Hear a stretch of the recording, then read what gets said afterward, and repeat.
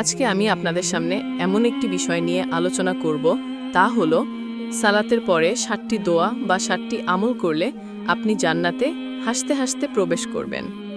আসসালামু আলাইকুম ওয়ারাহমাতুল্লাহি ওবারাকাতুহু। প্রিয় ভাই ও বোনেরা, আজকের ভিডিওতে আমরা জানব এমন 7টি গুরুত্বপূর্ণ দোয়া সম্পর্কে যেগুলো সালাতের পরে পড়লে আপনার জান্নাতের পথ সহজ হবে ইনশাল্লাহ। আমাদের রাসূল আকরাম সাল্লাল্লাহু আলাইহি ওয়াসাল্লাম শিখিয়েছেন কিছু কিছু ছোট আমল বা দোয়া, যা নিয়মিত করলে দুনিয়া ও আখিরাতে বরকত লাভ হবে। তাহলে চলুন শুরু করি এবং জানি এই দোয়ার ফজিলত সম্পর্কে এবং আমরা কিভাবে এগুলোকে জীবনের অংশ করতে পারি। আমি আপনাদেরকে যে আমল বা দোয়ার কথা বলবো তার সর্বপ্রথম দোয়াটি হচ্ছে আয়াতুল কুরসি। যে ব্যক্তি প্রতিটি ফরজ সালাতের পর আয়াতুল কুরসি পড়ে তার জন্য জান্নাত নিশ্চিত হয়ে যায়। সুবহানাল্লাহ। আয়াতুল কুরসি আল্লাহর বরত্ব ও ক্ষমতার এক চমৎকার বর্ণনা। এটি আমাদের ঈমানকে মজবুত করে এবং শয়তান থেকে রক্ষা করে। আমি আপনাদের বোঝার জন্য আয়াতুল কুরসি একবার পাঠ করে শোনাচ্ছি, আপনারা মনোযোগ সহকারে শুনুন। আয়াতুল কুরসির ফজিলত সম্পর্কে বর্ণনা করলে হয়তো আপনাদেরকে বোঝানো সম্ভব হবে না, কিন্তু তারপরে আমি আপনাদেরকে ছোট্ট একটি ধারণা দিলাম। আমি বিস্তারিত না বলে সারমর্ম আপনাদের কাছে তুলে ধরলাম, যাতে ভিডিওটি বেশি লম্বা না হয়। তাহলে চলুন শুরু করি। সর্বপ্রথম আপনাদেরকে আয়াতুল কুরসি পাঠ করে শোনাই। বিসমিল্লাহির রহমানির রহিম। আল্লাহু লা ইলাহা ইল্লা হুয়াল হাইয়ুল কাইয়ুম লা তাখুযুহু সিনাতুন ওয়ালা নাওম লাহু মা ফিস সামাওয়াতি ওয়া মা ফিল আরদ মান যাল্লাযী ইয়াশফা'উ ইনদাহু ইল্লা বিইজনি ইয়ালামু মা বাইনা আইদিহিম ওয়া মা খালফাহুম ওয়ালা ইউহিতুনা বিশাইইম মিন ইলমিহি ইল্লা বিমা শাআ ওয়াসিয়া কুরসিয়ুহুস সামাওয়াতি ওয়াল আরদ ওয়ালা ইয়াউদুহু হিফযুহুমা ওয়া হুয়াল আলিয়্যুল আযীম। এটি হলো আয়াতুল কুরসি। সর্বপ্রথম এই আমলটি আপনি প্রতিটি ফরজ নামাজের পরে করতে পারেন। এর ফজিলত অত্যন্ত গুরুত্বপূর্ণ।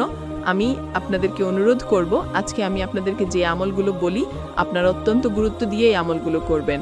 খুব ছোট ছোট আমল, আপনারা খুব সহজে এগুলো করতে পারবেন। তো আপনাদের সুবিধার জন্য এই ভিডিওর স্ক্রিনে আমি বাংলায় লিখে দিয়েছি, আপনারা এখান থেকে পড়তে পারেন।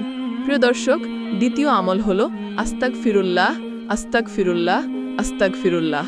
রাসূল আকরাম সাল্লাল্লাহু আলাইহি ওয়াসাল্লাম প্রতিটি সালাতের পরে 3 বার এই দোয়াটি পড়তেন এবং আমাদেরকে শিখিয়ে দিয়েছেন।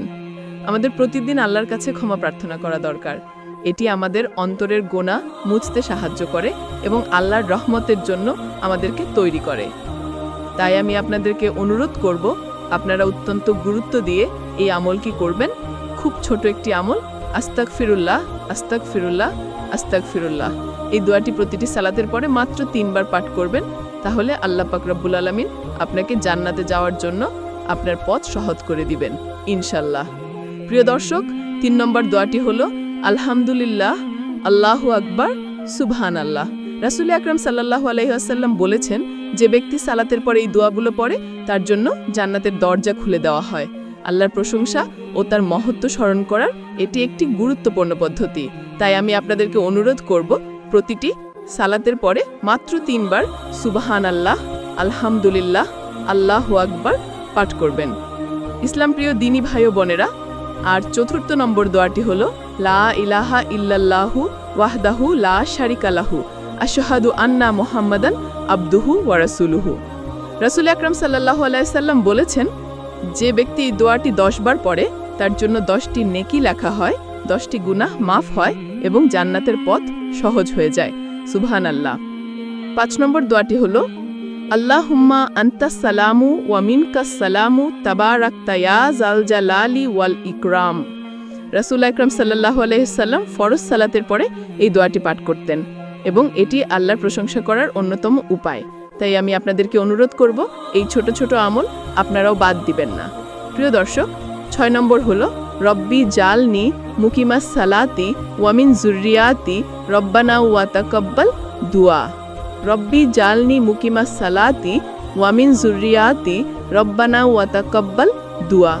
এই দোয়া একজন মুমিনের জন্য তার নিজের এবং তার পরিবারের হেদায়েত চাওয়ার জন্য অন্যতম একটি গুরুত্বপূর্ণ মাধ্যম। তাই আমাদের উচিত আল্লাহ পাক রব্বুল আলামিনের কাছে হেদায়েতের উপর অটল থাকার জন্য দোয়া করা। প্রিয় দর্শক, আল্লাহ পাক রব্বুল আলামিন আমাদেরকে যে মুসলিম বানিয়েছেন সেজন্য আল্লাহ পাক রব্বুল আলামিনের কাছে শুকরিয়া জ্ঞাপন করা দরকার। কেননা রাসূলুল্লাহ সাল্লাল্লাহু আলাইহি ওয়াসাল্লামের চাচা, যিনি রাসূল আকরাম সাল্লাল্লাহু আলাইহি ওয়াসাল্লামকে লালন পালন করছেন, তিনিও কিন্তু মুসলিম হননি। কত কষ্ট করে রাসূল আকরাম সাল্লাল্লাহু আলাইহি ওয়াসাল্লামকে লালন পালন করেছেন, রাসূল আকরাম সাল্লাল্লাহু আলাইহি ওয়াসাল্লামকে কত আদর এবং স্নেহ করত, তারপরেও তিনি মুসলিম হননি। তাই আমাদের উচিত আল্লাহ পাক রব্বুল আলামিনের কাছে আমাদের বেশি বেশি শুকরিয়া জ্ঞাপন করা যে তিনি আমাদেরকে মুসলিম বানিয়েছেন। তাই এই দোয়াটি একজন মুমিনের জন্য তার নিজের এবং তার পরিবারের হেদায়েত চাওয়ার জন্য অন্যতম গুরুত্বপূর্ণ দোয়া। তাই আমি আপনাদেরকে অনুরোধ করব, আপনারা অত্যন্ত গুরুত্ব দিয়ে এই আমলটি করার চেষ্টা করবেন। প্রিয় দর্শক, 7 নম্বর যে আমলটি বা যে দোয়াটি হলো তা হলো আউযুবিল্লাহি মিনাশ শাইতানির রজিম। আমরা সকলেই এই দোয়াটি সম্পর্কে জানি যদি আপনি মুসলিম হয়ে থাকেন। তাই আমি আপনাদেরকে অনুরোধ করব, এই 7টি দোয়া আপনি প্রতিনিয়ত পাঠ করতে পারেন। মাত্র 5 থেকে 7 মিনিটের মতো সময় ব্যয় হবে। তাই আমি আপনাদেরকে অত্যন্ত গুরুত্ব দিয়ে এই আমলগুলো করার জন্য অনুরোধ করব। এই দোয়াটি আপনি পাঠ করবেন, আউযুবিল্লাহি মিনাশ শাইতানির রজিম। এটি শয়তানের ধোঁকা এবং কুমন্ত্রণা থেকে রক্ষা করে। এটি অন্যতম দোয়া। প্রিয় দর্শক, এই দোয়ার ভিতরে আপনি কোন দোয়াটি প্রতিটি সালাতের পরে পাঠ করতেন তা অবশ্যই আমাদেরকে কমেন্ট করে জানাবেন।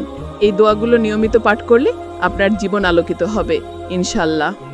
প্রিয় ভাই ও বোনেরা, আল্লাহ পাক রব্বুল আলামিন আমাদের সকলকে এই দোয়াগুলো আমলে নেওয়ার তৌফিক দিক। সকলে কমেন্ট বক্সে লিখুন আমিন। ভিডিওটি যদি আপনাদের উপকারী মনে হয় তবে লাইক করুন এবং শেয়ার করুন, আর আপনার গুরুত্বপূর্ণ বক্তব্যটি আমাদেরকে কমেন্ট করে জানিয়ে দিবেন। প্রিয় ভাই ও বোনেরা, একবার ভেবে দেখুন, আজ যদি মৃত্যু এসে যায় আমরা কি প্রস্তুত? এই 7টি দোয়া কি আমাদের জীবনের অংশ হয়েছে? কমেন্টে লিখুন আল্লাহ আমাকে ক্ষমা করুন। হয়তো আপনার এই একটি শব্দই আপনাকে জান্নাতের পথে এগিয়ে দেবে ইনশাআল্লাহ।